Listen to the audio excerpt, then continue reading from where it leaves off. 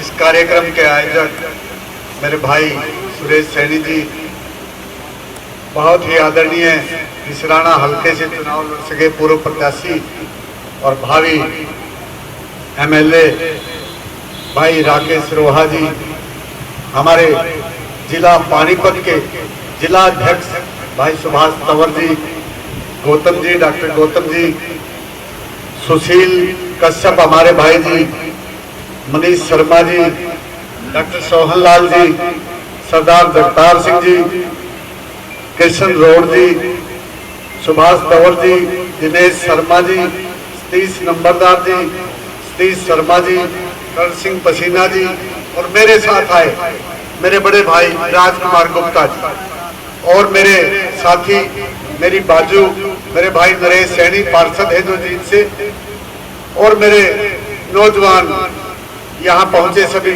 नौजवान साथियों, मेरे पिता समान बुजुर्गों, मातृशक्ति, मैं सबसे पहले तो आप सबका धन्यवाद करता हूँ कि आपने अपना कीमती समय निकाल करके यहाँ मुझ जैसे नाचीज को सुनने के लिए आप यहाँ एकत्रित हुए।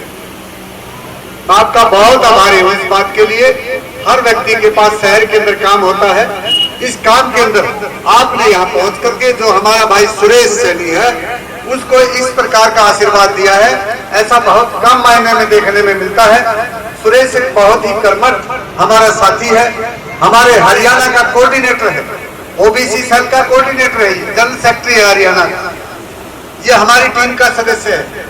सुभाष जी भी हमारी टीम के सदस्य हैं और जितने भी मेरे साथी हैं, कश्यप साहब है, मैंने इनको भी बोला था, ये लड़ाई कोई बैकवर्ड क्लास की नहीं हम लड़ने आए, हम लड़ाई उस आम गरीब आदमी की, हम आम उस आदमी की जो मजदूर है, जमींदार है, छोटा दुकानदार है, उस सब के लिए लड़ने के लिए आए।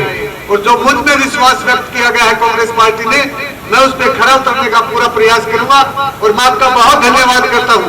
आज ये मेरा पहला दिन है, मुझे अब हफ्ता 10 दिन ही हुआ है प्रदेश अध्यक्ष बने हुए और पहला ही मेरा प्रोग्राम इतना बढ़िया आप लोगों ने यहाँ आकर के मेरा जो इज्जत बख्शी है, मान सम्मान दिया है, मैं ये कभी बोल नहीं सकता।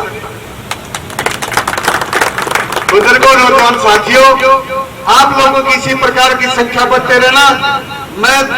मैं छाती ठोक करके ये बात कहता हूँ कि प्रदेश के अंदर जनरल के प्रधान से भी ज्यादा काम करूंगा और जो हमारा एससीबीसी का वोट और जो छोटे जमींदार मजदूर और किसान का जो वोट है जो दूसरी पार्टियों में डाइवर्ट हो गया है, उसको कांग्रेस पार्टी के साथ जोड़ने का काम करूंगा। ये मेरा आप लोगों से वायदा है, मेरा वायदा है। मैं भाई हमारे राकेश जी हैं, इनके लिए भी लड़ाई लड़ूंगा। सुभाष भाई ने भी इच्छा जताई थी, ये भी लड़ेंगे।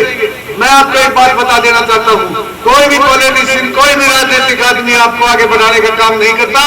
ये 90 सीटें हैं, 90 सीटें में जितनी भी पार्टियां हैं उनकी अंडरस्टैंडिंग होती है, म्यूचुअल टेस्ट होता है, म्यूचुअल गेम होता है। बुजुर्गों, नौजवान साथियों, जब मैंने ये लड़ाई लड़ना शुरू किया था, मैं कॉलेज में पढ़ता था, मैंने कॉलेज से अपना ये राजनीतिक कैरियर शुरू किया। मैं सीआर बना, डीआर बना, प्रेसिडेंट बना कॉलेज के अंदर। उसके बाद जब मैंने किसी एक बड़े वृक्ष के नीचे, बड़े दरख्त के नीचे बैठ करके राजनीति करने की सोची, तो उस दरख्त ने मेरे को कुछ नहीं दिया। बुजुर्गों, नौजवान साथियों, मैं इन भाइयों को भी ये कहना चाहता हूँ, आपको कोई भी बड़ा नेता आगे नहीं बढ़ाएगा, आपको आगे बढ़ाएगा तो रमेश सैनी जैसा जो लड़ाई लड़के आपके बीच में आया वो साथी आपको आगे बढ़ाएगा। बुजुर्गों, मैंने देखा है, मैंने 20 साल किसी व्यक्ति के साथ काटे, मैंने पता नहीं कौन सी पार्टी में रह करके काम किया, परंतु मुझे अपना रिवाज नहीं मिला। मैंने जब मेरी भी टिकट हमने हरियाणा दलित कांग्रेस पार्टी कुलदीप बिश्नोई ने बनाई, तो हमने हरियाणा दलित कांग्रेस पार्टी में रह करके ये लड़ाई लड़ने का काम किया, परंतु उन्होंने भी मेरी टिकट काट दी और पूर्व मंत्री, पूर्व एमएलए, पूर्व एमपीओ को टिकट देते रहे। मैंने उस दिन एक बात उनको कही थी, अगर मैंने आपके आदमी की जमानत जब्त नहीं करवा दी तो मेरा नाम रमेश सैनी मत कहना। मैं उस दिन से मैंने चुनाव लड़ा और बहुजन समाज पार्टी ने मेरे को कहा कि मतलब हमारी टिकट से चुनाव लड़े। हम बहुजन समाज के आदमी थे, मैंने बीएसपी से चुनाव लड़ा, 17,500 वोट लिया और मेरे खिलाफ जो कुलदीप बिश्नोई ने जो कैंडिडेट उतारा था वो 1200 वोटों से रह करके बहुत पीछे रह गया था। जब दूसरी बार उसने चुनाव लड़ा, मैंने बहुत बड़े धुरंधर हमारे एक बड़े नेता थे जींद के अंदर, जिसके सामने कोई फार्म भी नहीं भरता था, मैंने फार्म भर के इसको हराने का काम किया। आज उन लोगों की राजनीति रसातल पर है।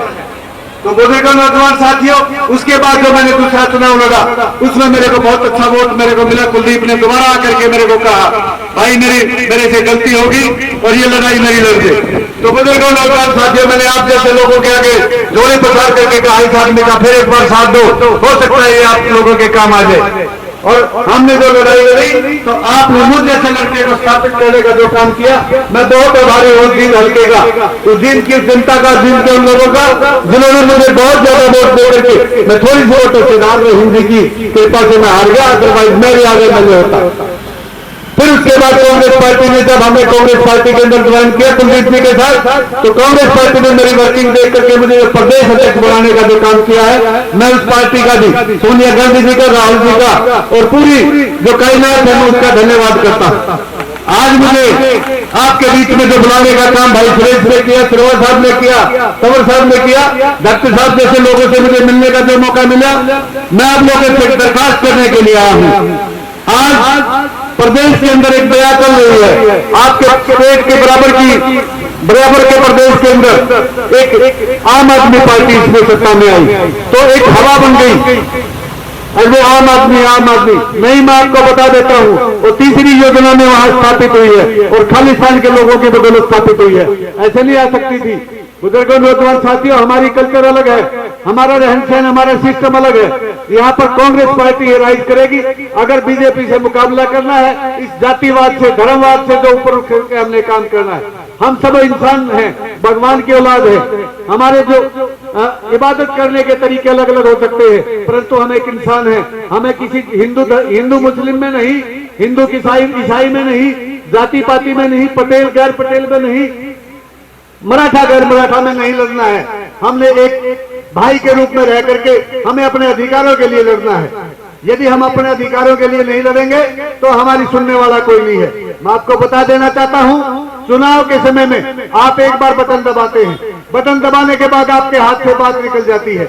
यदि आप चाहते हैं कि आपके अधिकारों की लड़ाई लड़ी जाए, आपके बच्चे नौकरी में लगे, आपके क्षेत्र में विकास हो, तो आपको अपने में से कोई आदमी ढूंढना पड़ेगा।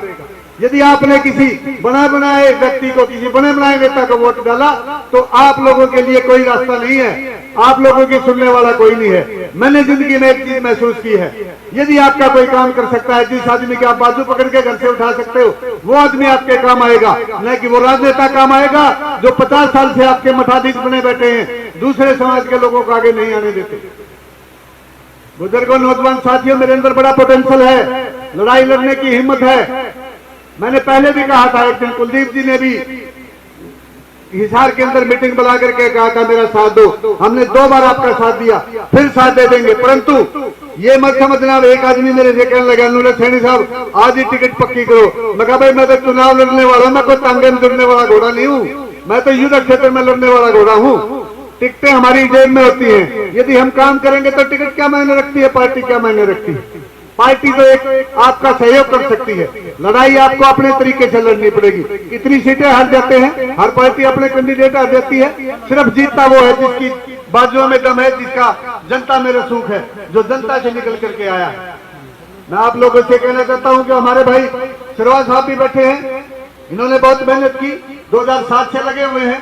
एक दिन आएगा, असफलता नहीं है ये इनकी, ये सफलता है। सफलता असफलता सफलता की कुंजी है। जो आदमी असफलता का स्वाद चख लेता है वो जिंदगी में कामयाब होता है। इन्होंने हर आदमी को देखा है, जांचा है, परखा है।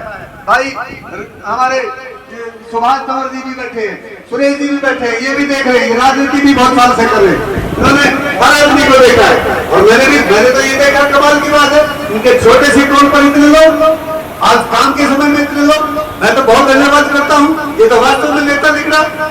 हमने तो आम आदमी के रूप में इसको आगे बढ़ाने का काम किया, लगभग हमारा साथी है, परंतु आपकी ताकत, आपकी हिम्मत इसकी बाजुओं में है। मैं आप लोगों को ये प्रार्थना करना चाहता हूँ, इस भाई को इस क्षेत्र के अंदर ये एमसी से, पार्षद से बढ़कर के आगे बढ़ेगा, आप लोगों की लड़ाई लड़ेगा, मेरी ताकत बनेगी। सभी साथियों, अब ये मत समझना अगर इस समय, अब समय समाप्त, अब समय बदलाव का शुरू। कांग्रेस पार्टी ने आज तक हिंदुस्तान के अंदर क्या नहीं किया? लोगों ने प्रचार कर दिया। और कांग्रेस ने क्या किया 7 साल में? मोदी ने ये जितनी बिल्डिंगें, ये आपके सामने घर और इतने बढ़िया व्यवस्था दिए, किसने? बीजेपी ने बना दिए। ये IIM बना दिए, कितने बड़े बड़े MBBS के हॉस्पिटल बना दिए, IIT बना दी। ये किसकी देन है? हवाई जहाज। जब देश आजाद हुआ, इसकी 29 करोड़ जनसंख्या थी। 29 करोड़ से आज 1 करोड़ 35 लाख जनसंख्या है। 1 अरब 35 करोड़ जनसंख्या है। और उस समय में सुई भी हिंदुस्तान में नहीं बनती थी। जो आज हम जो सुख भोग रहे हैं वो सिर्फ कांग्रेस की देन है, न कि मोदी जी की देन है। मैं कल टीवी देख रहा था, कल एजुकेशन के ऊपर एक चैप्टर आया हुआ था जिसमें पाकिस्तान को दिखाया गया था। पाकिस्तान का नाम लेकर के ये सरकार है, केंद्र सरकार, हमें हमारी वोटों को कैप्चर कर लेती है। मैं पाकिस्तान के लोगों का कल इंटरव्यू देख रहा था, शिक्षा के नाम से उन्होंने कहा अबे हमें इंडिया के साथ मिलकर के काम करना चाहिए। हमारी जो शिक्षा है इंडिया से बहुत पीछे है, बहुत पीछे। मेरे चाचा जी थे, एक IFS अफसर थे, एम्बेसी के अंदर थे। सबसे पहली पोस्टिंग उनकी पाकिस्तान की हुई थी 82 के अंदर। जब हम उनसे पूछते थे पाकिस्तान कैसा है, जब पाकिस्तान उस समय भी बताते थे पाकिस्तान तो हमारे गांव से भी बदतर हालात है। वहां सुई भी नहीं बनती, कोई भी चीज है सारी विदेशों से आती है। परंतु हिंदुस्तान के अंदर तो सुई से लेकर समुद्री जहाज तक इंडिया में बनते हैं। आप लोगों के पास कौन सी चीजें नहीं है? और मैं तो ये कहता हूं कि आप तो ऐसे शहर में बैठे हैं जहां वर्ल्ड की सबसे ज्यादा इकोनॉमी यहाँ के ऊपर डिपेंड करती है। सारा व्यापार पानीपत से होता है। आपने चाहे दरी बनाने से लेकर पता नहीं क्या क्या चीजें पानीपत में बनती हैं। और आप लोग इसके धन्यवादी हैं कि आप लोगों के सहयोग से, आपके रहमो करम से यहाँ का इंडस्ट्रियल एरिया पनपा हुआ है। परंतु मैं ये कहना चाहता हूँ, भाई सरवा साहब भी बैठे हैं, सुरेश जी बैठे हैं, भाई हमारा तंवर साहब बैठे हैं। मैं कहता हूँ ऐसी लड़ाई लड़ो इस क्षेत्र के लिए। आप इसी समाज में पैदा हुए हो, इसी क्षेत्र में रहते हो, इसकी उन्नति के लिए, इसकी प्रगति के लिए, इसकी साफ सफाई के लिए काम करेंगे, तभी जनता आपको आगे बढ़ाएगी।